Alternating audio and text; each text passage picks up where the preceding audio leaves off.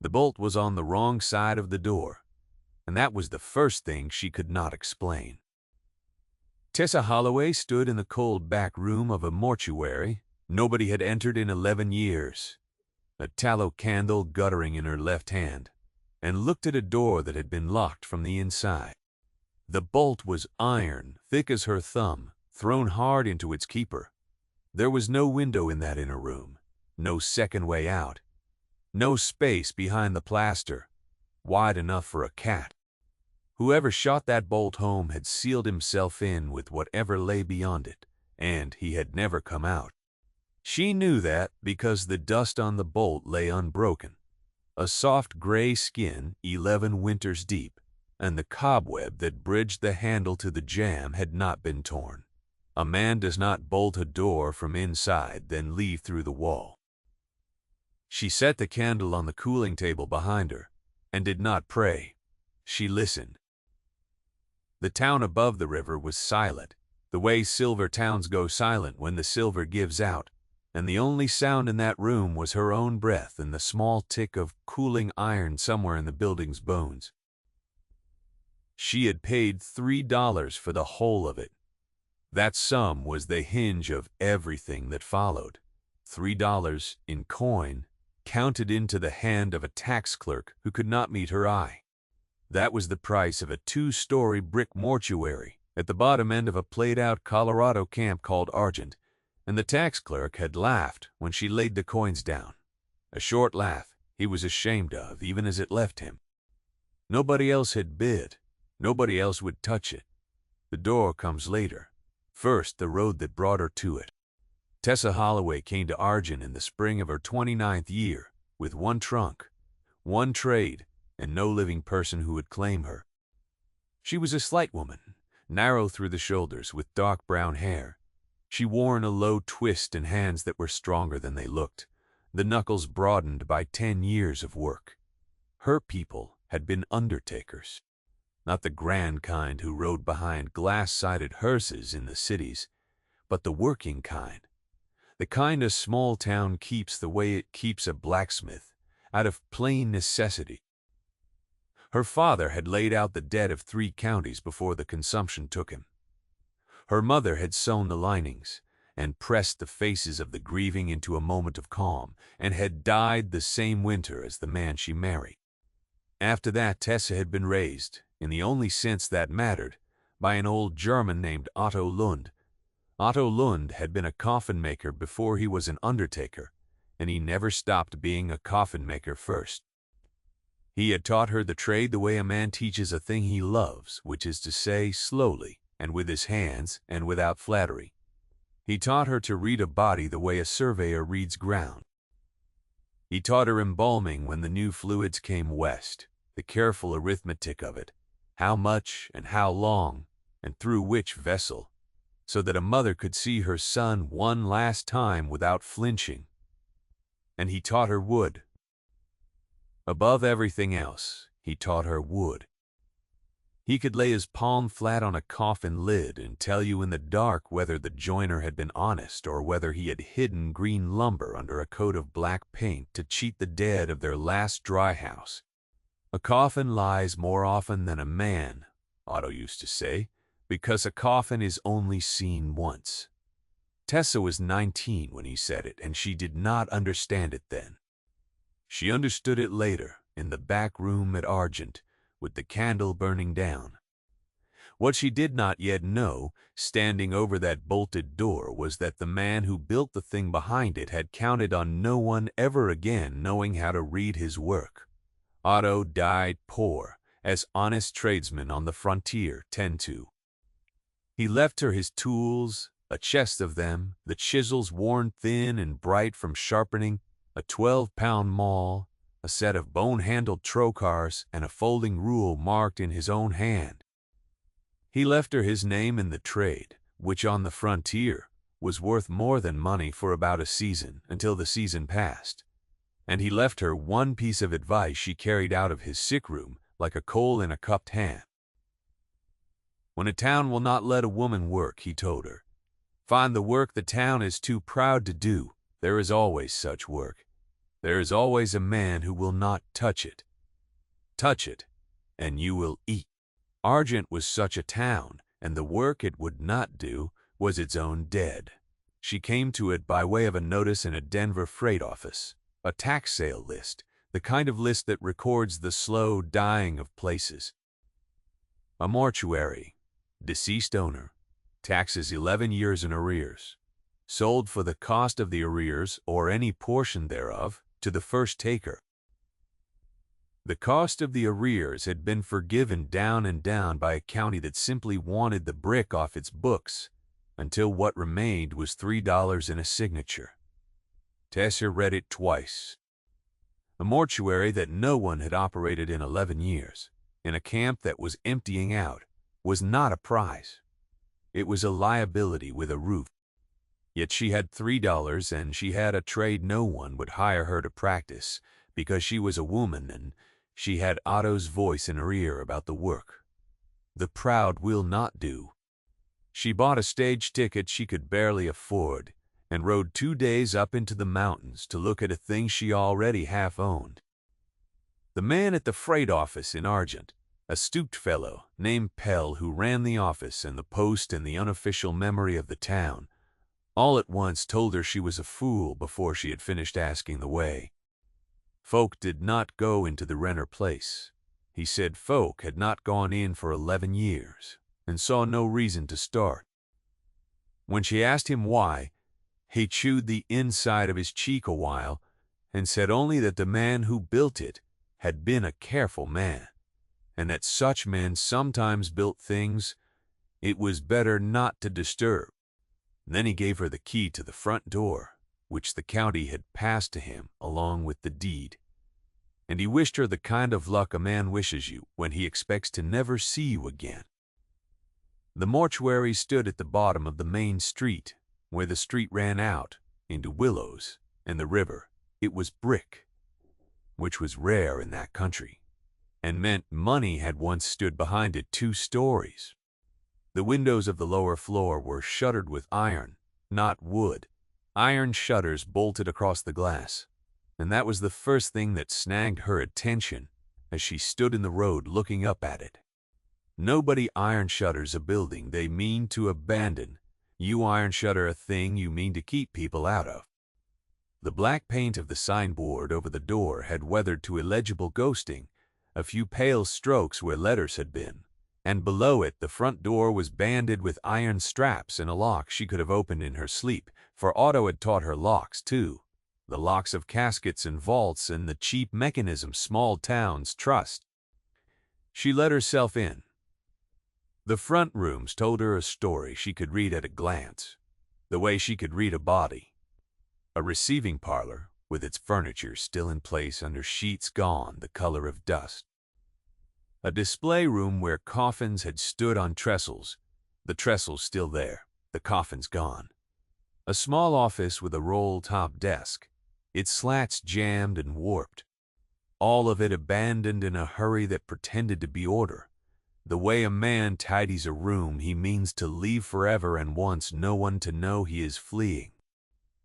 There was a layer of fine gray dust over everything, even and undisturbed, and in that dust she read the most important fact of all. No one had been in these rooms in years. Not thieves, not the curious, not the county. The town had walled this place off in its mind as surely as the iron walled off the windows. She spent 3 days simply learning the building before she ever forced the inner door. And those 3 days mattered, for the trade she practiced was a trade of patience, and what she found could not be understood by anyone who imagined she had found it quickly. The first day, she cleaned.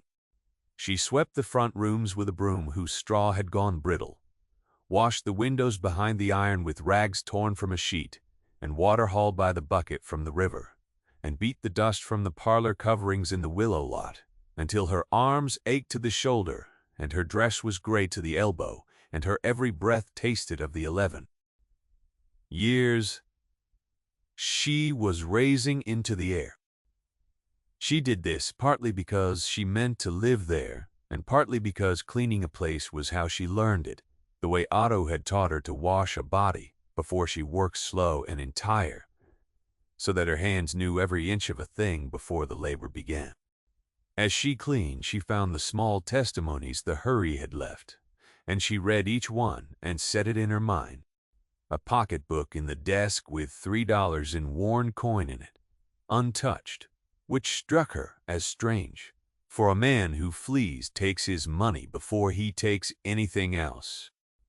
A ledger with its later pages torn out clean, the stubs of them still bound so that the book lied by what it was missing.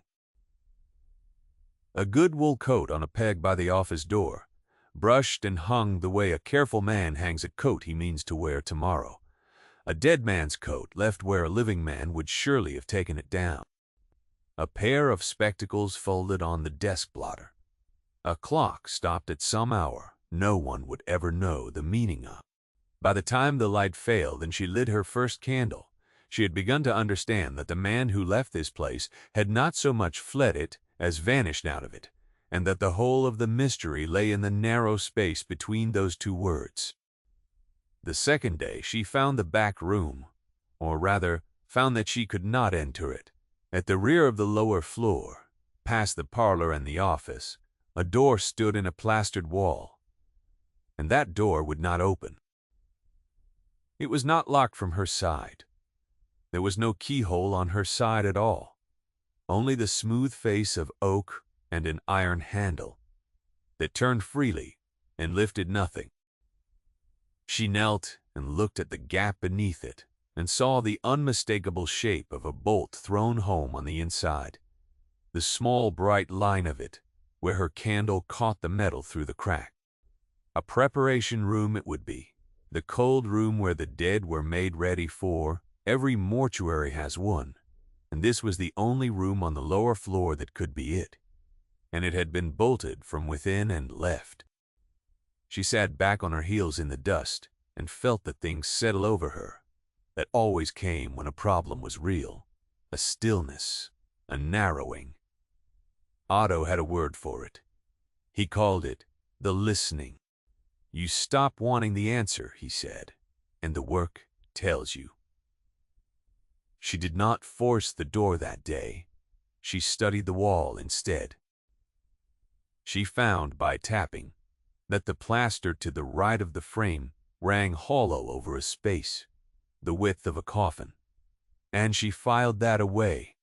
She found that the door's hinges were on her side, which meant a determined person could lift the door off them, and she filed that away too, and chose not to do it because a door taken off its hinges tells you nothing about how it was shut, and she wanted to know how it was shut more than she wanted in.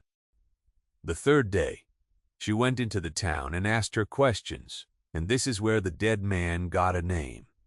The name was Renner. Silas Renner. He had owned the mortuary, and he had owned in the years of Argent's flush a good deal more than the mortuary. He had run a burial society, Pell told her, sitting on a nail keg in the freight office with a tin cup of coffee going cold in his hand. A man paid in his dollar a month, and when he died the society saw him decently buried and saw his widow a small sum besides, and in a camp where men died often and far from their people, such a society was a kindness or seemed one. Renner had grown prosperous on it. He had bought the brick building and iron shuttered it and put on airs. And then in the bad winter, 11 years gone, the fever had come up the river, and a great many men of Argent had died, and Silas Renner had buried them all. And then one morning in the thaw, Silas Renner was gone, and the burial society's money was gone with him. And no one had ever found him to ask why.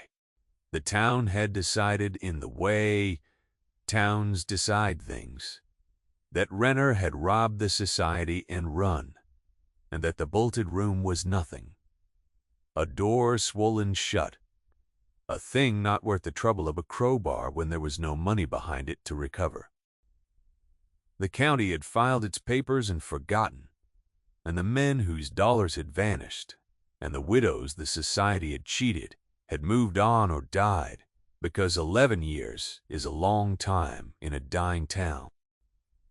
Two things did not fit the town's easy story, however, and Tessa, who read fitted joints for a living, could not let them lie. The first was the bolt. A man who robs a society and flees does not bolt himself into a windowless room. He goes out the front and rides. The bolt meant the last man into that room had meant to keep someone out, or had been kept in, and either way, the town's story of a clean flight was a lie. The second was a woman named Cornelia Boyd, who still lived in Argent, in a small frame house up the hill, and who, when Tessa's questions reached her by the slow telegraph of a small town, sent word down that she would like to speak with the new owner of the Renner place.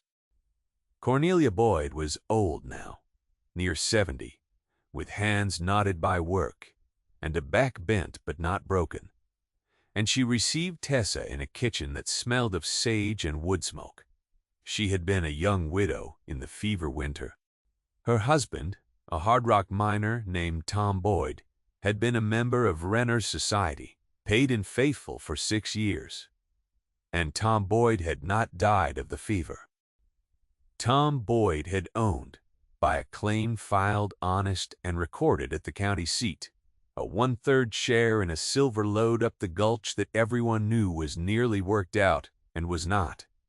Cornelia had always believed it was not.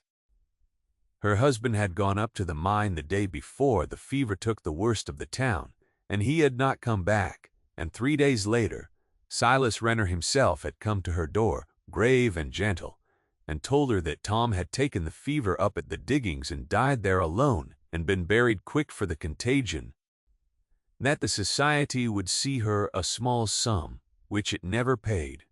She had never seen her husband's body. She had buried an empty box because the contagion, Renner said, forbade an open grave. And she had spent 11 years believing the river story that Renner was only a thief because the alternative was a thing she could not carry. She looked at Tessa across the kitchen table and said the plainest sentence Tessa had ever heard. "I do not think my Tom died of the fever," she said. "I think he died of being worth something."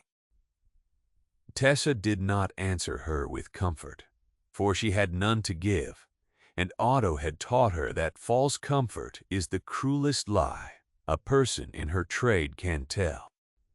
She said instead that she would open the back room, and that whatever was in it, the old woman would be the first to know. The door then made a different kind of sense, and she returned to it knowing what she now knew. She did not force it for another 4 days, and those 4 days were labor, the slow, honest labor that is the whole of her trade and the whole of this story. She did not own a crowbar worthy of the name. She would not lift the door from its hinges for the reason already given. So she chose the way Otto would have chosen, the way of a person who respects a made thing even when she means to undo it, and she went at the wall instead of the door. The hollow place to the right of the frame, the one that rang under her knuckles the width of a coffin, she opened first, working the plaster off in sheets with a wide chisel, careful, learning the wall as she went. Behind the plaster was not a coffin. Behind the plaster was a chase, a vertical shaft in the brick a foot wide, running up into the dark of the second floor, and at the bottom of the chase, resting on a brick ledge, was a tin box. She brought it down into the candlelight and worked the lid, which was not locked, only rusted, and inside the box were papers, dry as autumn leaves in that sealed dark. They were death certificates, 40 of them more, blank but for Renner's signature at the bottom of each, signed and waiting, a sheaf of deaths with no names yet written in, the way a forger keeps signed paper ready against the day he needs a man to be dead. And under the blank certificates, a ledger, the true ledger, the one whose torn-out twin sat in the office desk. In it, in a careful clerk's hand were the names of the society's members, and beside each name a small notation in a private code, a letter, and a figure. It took her the better part of a night by the candle to break the code, and when she broke it, she understood that Silas Renner had not been a thief who stole the society's monthly dollars. That would have been petty, and Renner was not petty. He had been a careful man, and his care had been a machine. The letter beside each name marked whether the member owned anything worth taking. A claim, a deed, a share in a load. The figure was its worth. And the men with the highest figures beside their names were the men who had died. Every one, in the fever winter, of a fever the certificates above the ledger swore to, but that Tessa now saw had been written into existence by Renner's own pen against an estate he meant to inherit through the society's quiet hold on a dead man's affair. Tom Boyd's name was in the ledger, beside it the letter that meant a mining share, and a figure larger than any other on the page. She sat with that knowledge a long while. Then she capped the candle stub, fetched a fresh one, and went back to the door, because the papers were the why, and she still did not have the what. The papers proved Renner a murderer in his accounting. They did not prove what was behind the bolt, and the bolt, thrown from inside, still made no sense in a story where Renner had ridden away to spend his stolen estates. A guilty man does not lock himself into the room of his crime. So she opened the door the slow way, through the brick. She knew the chase ran up beside the frame. She reasoned correctly that a man who builds a hidden shaft beside a door has not done it for nothing, and that the bolt and the chase were two halves of one machine.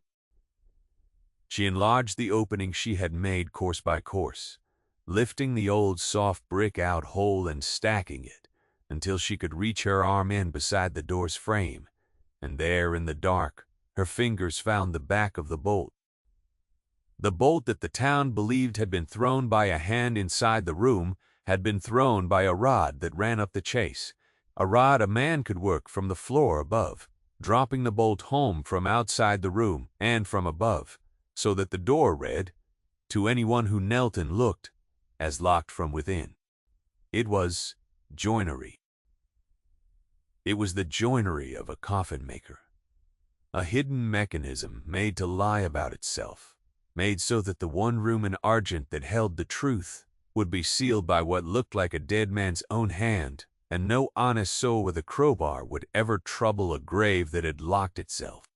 A coffin lies more often than a man, Otto had said, because a coffin is only seen once. She had her hand inside the lie now, and she drew the bolt. The door swung in on cold air.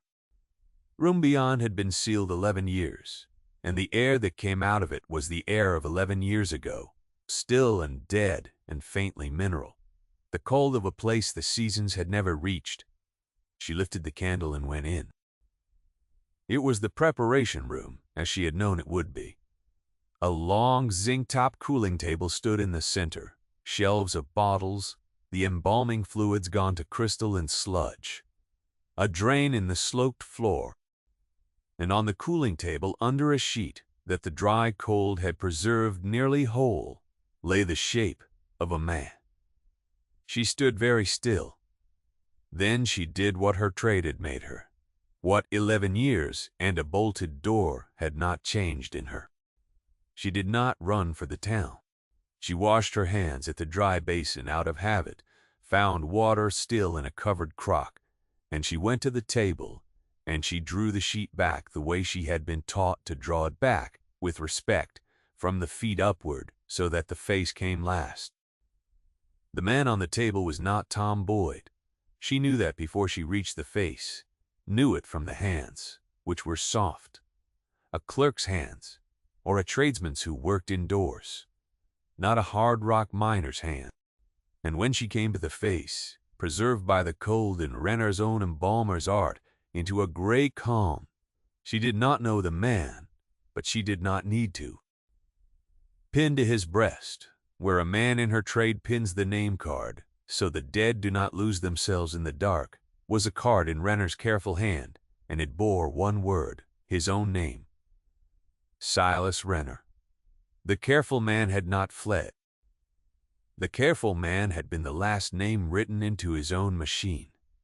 It took her the rest of that night and a piece of the next day to read the room, as Otto would have read it, and the room told its story to her hands. Renner had not been struck down. Beside the table stood a small, folding stool and a slate, and on the slate, in chalk, that the dry cold had kept legible, were figures, a sum done and redone, the arithmetic of a man counting up what he had taken and what it had cost. There was a cup, and in the cup a residue she knew the smell of, for embalming fluid, in those years, was made of things that kill. And there was the bolt mechanism, the rod that ran up the chase, with its handle she found when she traced it, ending not on the floor above, but here, in this room, by the table, where a man lying down to do the last terrible arithmetic of his life could reach up and drop the bolt and seal himself in with his own dead. The careful man who had murdered a town's worth of men through the patient lie of his ledger and his certificates had at the end built himself a coffin out of the very room and sealed it from inside in a way designed to be mistaken for the seal of the men he had killed, so that the truth would lie undisturbed under a town's incurious dread for as long as the brick stood. He had not been able to spend what he stole. Tessa found that too, in the second tin box, the heavy one, in the chase above the first. The money was all there, the society's dollars and the cashed-out worth of the dead men's estates, in gold, untouched. The spoils of a machine its builder could not in the end bring himself to enjoy, or perhaps could not survive to enjoy. A meticulous man, undone not by a sheriff or a posse or a quick hand, but by the one thing he had not accounted for, that someone 11 years on would know how to read his joinery. She did not gloat over the dead man. There is no satisfaction in it, and the niche of her own soul that might have wanted it had been schooled out of her by Otto Lund, who used to say that the dead are past judgment, and that what we do at the table we do for the living. She drew the sheet back over Silas Renner's face. Then she went up the hill to the frame house that smelled of sage and wood smoke and told Cornelia Boyd that her husband had not died of the fever, that there was no body of Tom Boyd in the empty grave, because Tom Boyd had been buried alive in a different way. Struck from the ledger of the living by a man's pen, so that his share in the load would pass quiet into the society's keeping, and that the proof of it was in 2 tin boxes in a brick wall, in Renner's own hand, where it had waited for someone with the eyes to read it. Cornelia Boyd did not weep. She was past it. She put her knotted hands flat on the table the way Otto used to lay his palm on a coffin lid, and she was quiet a long time, and then she said only 11 years, and Tessa let the 2 words sit because they were the whole weight of it, and nothing she added would have helped. The dead undertaker had built his machine to outlast him, however, and the machine was not done resisting, for the truth did not simply lie there to be picked up. Silas Renner was dead. Silas Renner had a nephew. His name was Loomis Renner, and he had come to Argent in the flush years. A boy of 14 to keep his uncle's books, and he had stayed when his uncle vanished, and he had grown into a prosperous man on the strength of being the only Renner left when the dust settled. He held papers, county papers that made him the heir of his uncle's estate, the brick building among them. And when word reached him, as it reached everyone in a town that size within a day, that a strange woman had bought the Renner place for $3 and was tearing the walls out, Loomis Renner came down the main street in a good coat, with a county clerk at his elbow and a quitclaim in his hand, and he meant to take the building back. He stood in the receiving parlor among the dust-colored sheets, and he was courteous, for he was a careful man too, his uncle's blood and his uncle's training and he explained to Tessa in a voice like cool water that the tax sale had been improper, that the 11 years' arrears had been an error of the county. Says that he stood ready to make the $3 right and $100 besides for her trouble, and that she would oblige him by stepping out of a building that was, by rights, his. He had the clerk, and the clerk had the papers, and the papers were not nothing.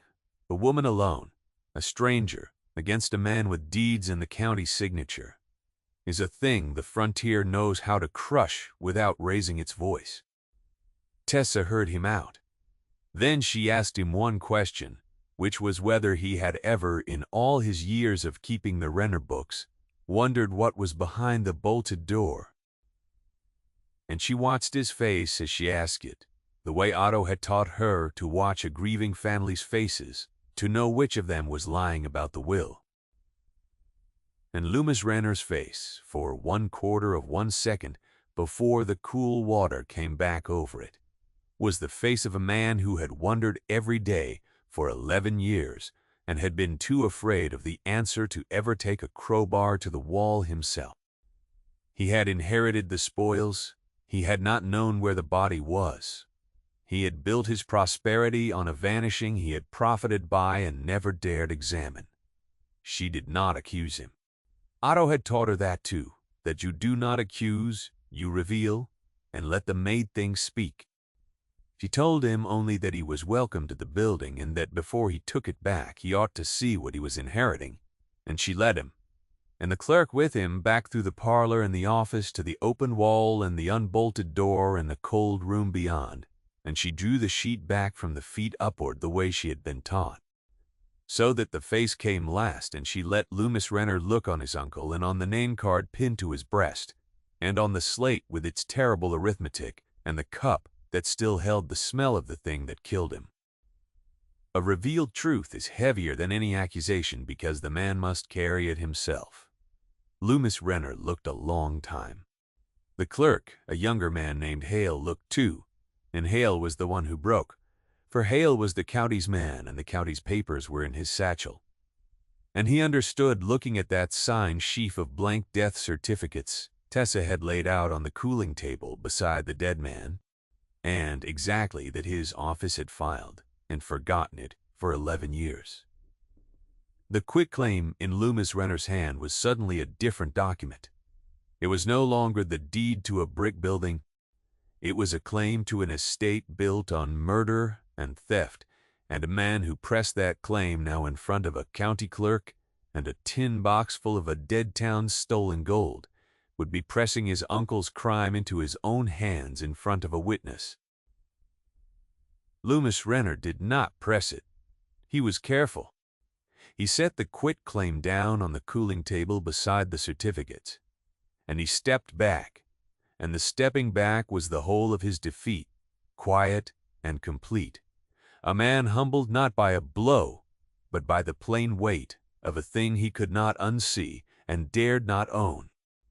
He left the building and he left the town within the month, and the prosperity he had built on a vanishing went with him to whatever smaller life a man makes when the hidden thing he stood on is pulled out from under him. No one chased him. No one had to. The truth was out of the wall and into the daylight and could not be put back. The gold went where gold so seldom goes. Tessa did not keep it, and that refusal was the quiet center of who she was. She had bought a brick building for $3 and found a fortune in its walls, and by every hard law of the frontier the fortune was hers, finders and keepers, the law of a country that asks no questions of a lucky strike. She gave it back. Hale, the clerk and a committee of the town's remaining honest men, of whom Argent had more than its dread had let it show, went into the ledger she had broken and read out the names, and against each name they set what the society had stolen, and they found the heirs where heirs could be found. A daughter married into the next county, Cornelia Boyd's share. The value of Tom Boyd's third of a load that had never run dry, but had only been let lie because no one was left to work it, was the largest, And it made the old woman not rich, for she was too near the end of her road for rich to mean much. But it made her right. And being right was the thing she had wanted for 11 years, more than she had wanted money.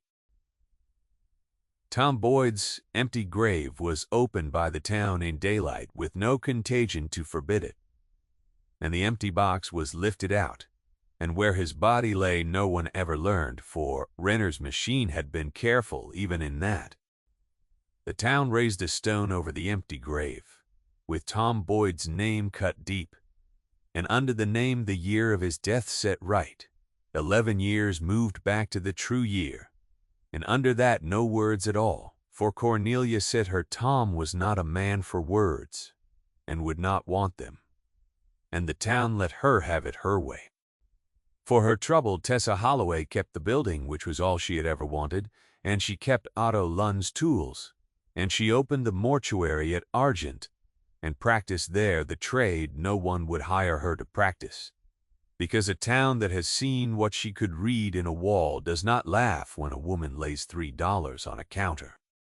She washed the dead of the dying camp and pressed the grieving into a moment of calm and built honest coffins of seasoned wood that did not lie about themselves. And when she laid her palm flat on a finished lid in the dark, she heard Otto's voice, and the lid told her the truth, and she was content. She kept one thing from the cold room, and it was the smallest object that survived the whole affair. And in such small surviving things the meaning of a thing like this is most often found. She kept the bolt. She drew the long iron bolt out of its keeper, the bolt that had been built to lie, that had sealed a murderer's truth behind a counterfeit of a dead man's hand for 11 winters. And she cleaned the rust from it, and the dust of years, and she fixed it to the inside of her own front door, where a working woman alone is glad of a good bolt. And on the evenings when the work was done and the camp was quiet and the river ran low through the willows, she would shoot it home with her own hand, from the inside, the way it was meant to be thrown, by a person who had earned the right to lock her own door against the dark.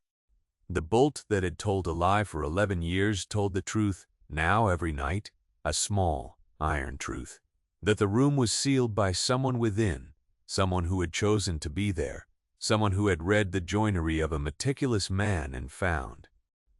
Only a frightened man at a cold table doing the last arithmetic of a life he could not in the end carry. She did not think often of Silas Renner.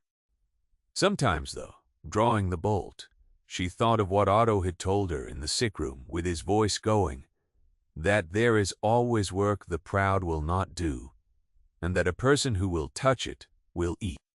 She had touched the work no one in Argent would touch, the dead and the door and the truth bolted in behind it, and she had eaten, and more than eaten, she had set right a wrong 11 years cold, and asked nothing for it but the building and the trade, and a single iron bolt. The candle, the first night, had burned down to nothing while she worked. She had not noticed. She had finished the last of it by the gray light that came up off the river through the willows, and when she stepped out the front door into that first morning, the town was just beginning to stir, smoke rising thin from a few chimneys. And she stood a moment on the step of the building she had bought for $3 and breathed the cold, clean air of a place that did not yet know what she had found.